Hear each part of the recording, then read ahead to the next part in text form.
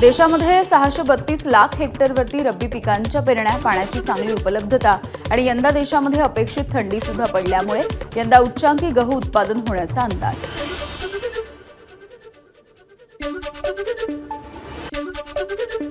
अपघात रोखण्यासाठी एसटीकडून चालक आणि वाहकांची अल्को टेस्ट यंत्राद्वारे तपासणी केली जाईल। त्यासाठी राज्य परिवहन विभागाकडून विशेष पथकही तैनात।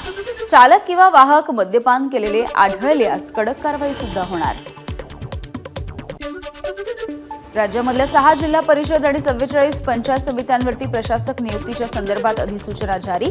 वाशिम, नागपूर, अकोला, धुळे, नंदुरबार आणि पालघर जिल्हा परिषदेवरती प्रशासक नेमले जातील। राज्याच्या ग्रामविकास विभागाकडून अधिसूचना।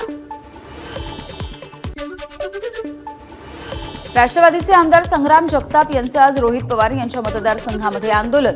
सिद्धटेक गणेश मंदिरासमोरचं थडगं काढून टाकण्यासाठी हिंदुत्ववादी कार्यकर्त्यांसोबत आंदोलन होणार।